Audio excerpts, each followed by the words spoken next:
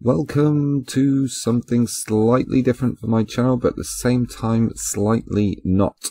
We are going to take a look at the recent return of Extinction Rebellion. A few people got a bit upset at their tactics back in 2019, as they made as much noise and disruption as they could manage to our towns and cities in their attempt to get everyone's attention.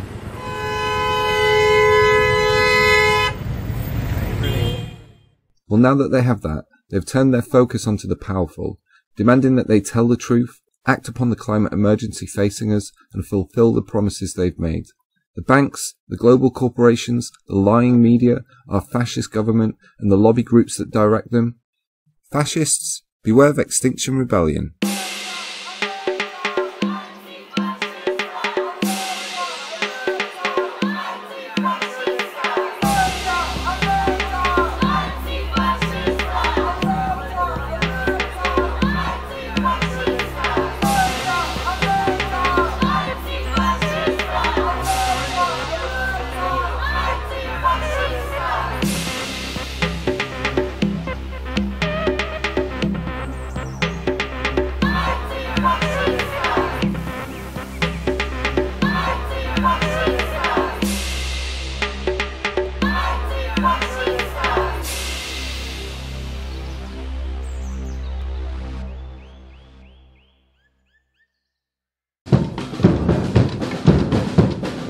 Thank you everyone for being here today.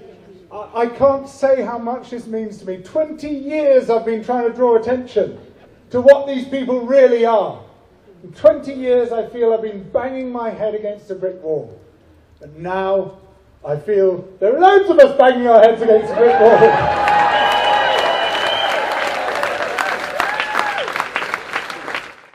So Extinction Rebellion kicked off this month's actions at Tufton Street, the home of the secretly funded lobby groups intent on undermining our democracy, as written by the enemy of the BBC, George Monbiot.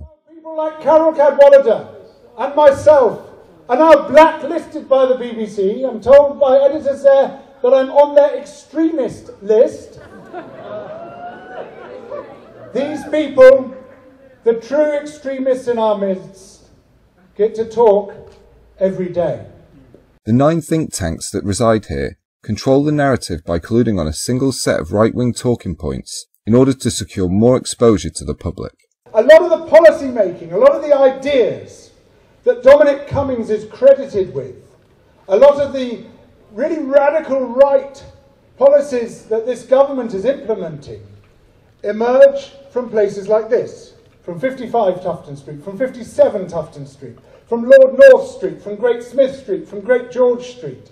This nexus of organisations calling themselves think tanks, and which obediently the media also calls think tanks. They do not reveal who funds them. This is a fundamental difference between them and people who come forward and say, we're representing the tobacco industry, we're representing the oil industry, we're representing the mining industry, and on their behalf, because they've paid us to do so, we're going to put their case across.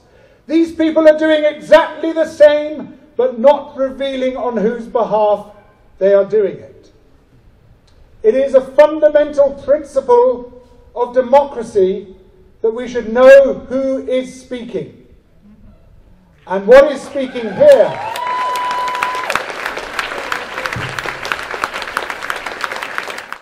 We know of one of the entities funding the policy exchange, and that's Big Energy. Some of the UK's leading energy firms, including Drax and Energy UK. So it's no surprise that Monbiot has been put on the extremist list by the BBC. It was probably a decision that was largely informed by the Tory-backed policy exchange lobby group through their report titled Extinction Rebellion. Just finally, are you concerned about the potential reclassification of Extinction Rebellion as a organised crime group and what that might mean for your activities? Or are you not too bothered about that threat? You know, Extinction Rebellion is comprised of lawyers, of scientists, of doctors, of concerned grandparents. These are people that are putting their freedom on the line, their lives on the line, their finances. They've been held in jail cells. Some of them have gone to prison. These are people that care so deeply about their future that in the tradition of civil disobedience in the past, they are willing to do whatever it takes, non-violently, absolutely peacefully, to ensure that we do what's necessary to make the changes. So it's very common. It happened to, Nelson Mandela was called a terrorist. There was so much anti-suffragette propaganda and so on. It's very common to attack people that are doing peaceful civil disobedience. The data shows that our politicians act on behalf of massive corporations instead of the electorate, as Vox reported on a study which shows that the average citizens only get what they want if economic elites or interest groups also want it. What is speaking here is the power of money. And the power of money is the greatest threat to democracy and the greatest threat to life on earth that we face.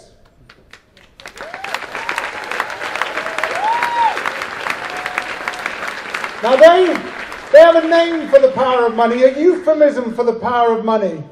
They call it the market. And they talk about the market as if it's a law of nature, as if it's just something in the air, something in the water, something indefinable which governs the way that we act. But what they call the market, this thing they say should effectively supplant democracy, this thing through which decisions should be made, is a forum within which wealth speaks, where there is $1, one vote, and those with the dollars are those who get to make the decisions. And the very purpose of the existence of these organisations is to translate the demands of extreme wealth into justifications that people will accept. It is to reframe, it is to refine, it is to hone the arguments until we end up believing the very opposite of where our interests lie. Until we end up believing that what is good for billionaires is good for everyone.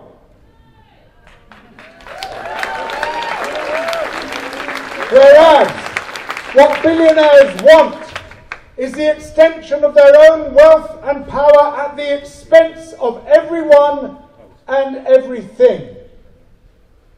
And so we are here to call them out.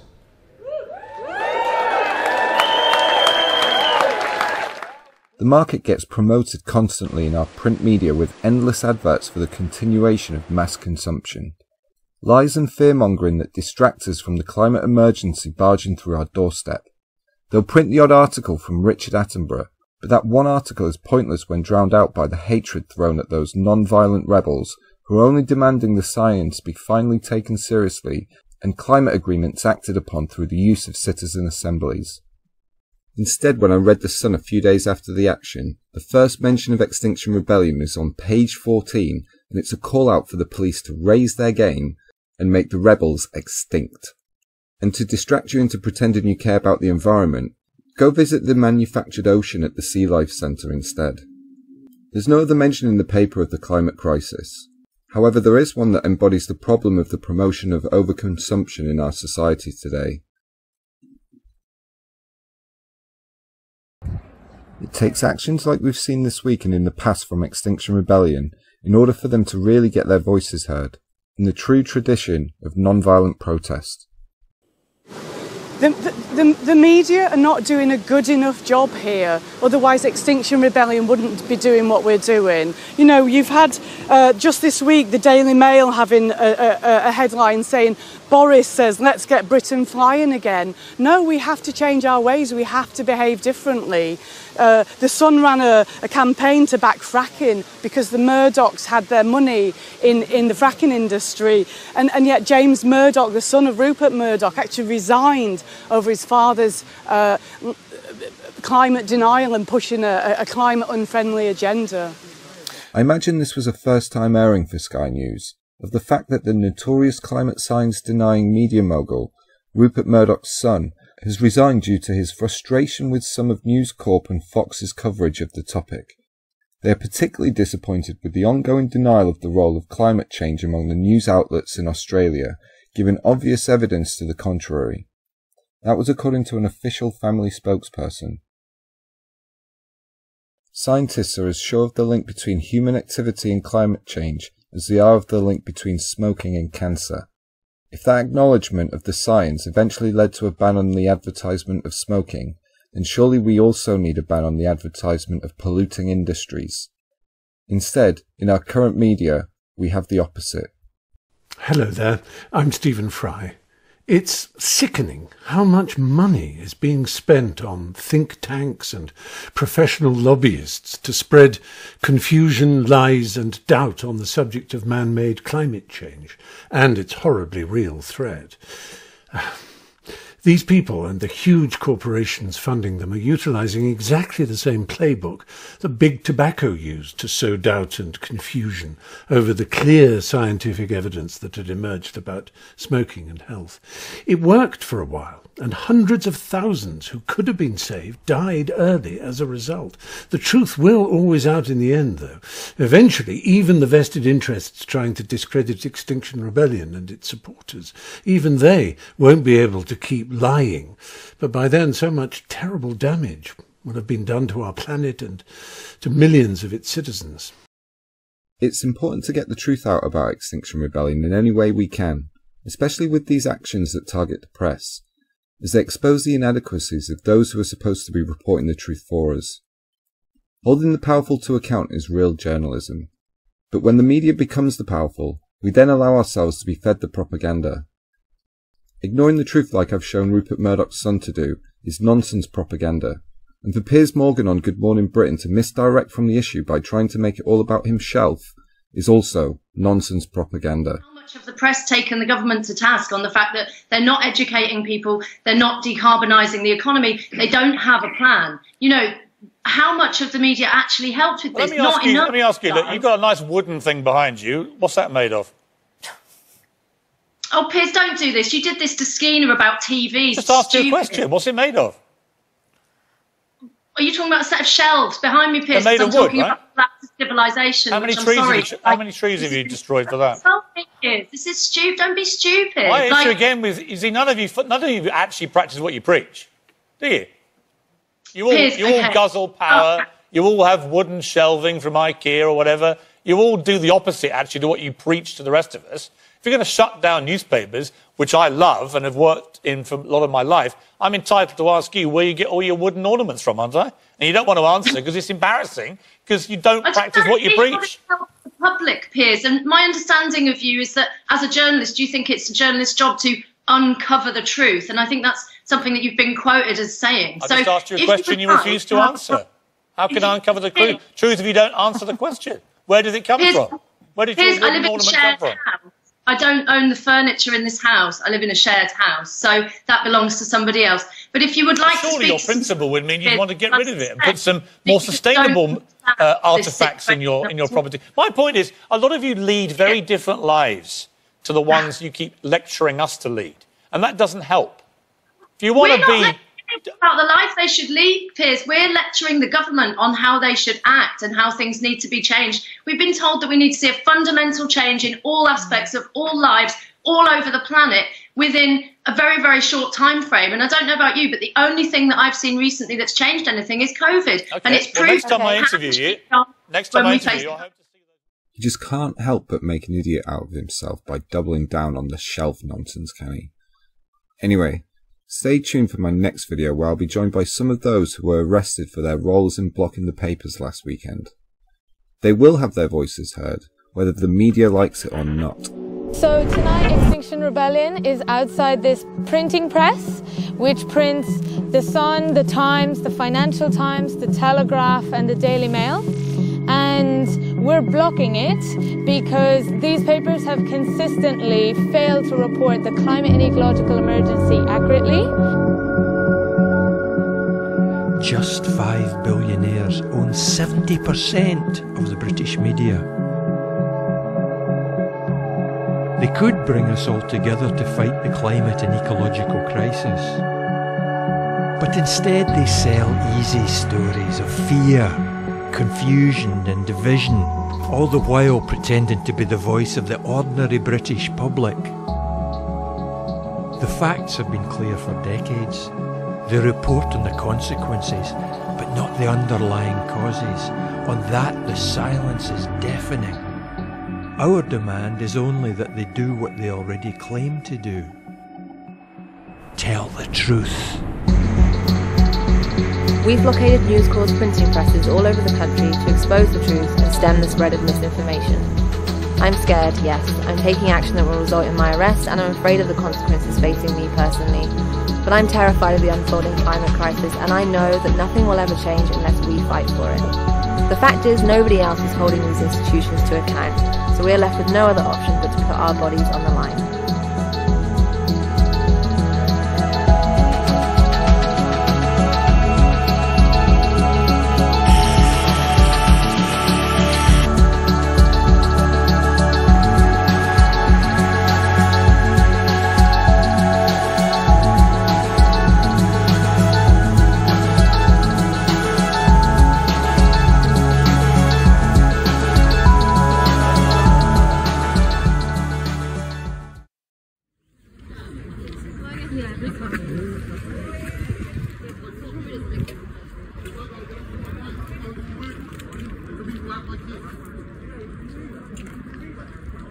Mate, don't point at me. Don't point that fucking thing in my direction. No, go away, mate. There's no filming of this site. Mate, I'll take it away.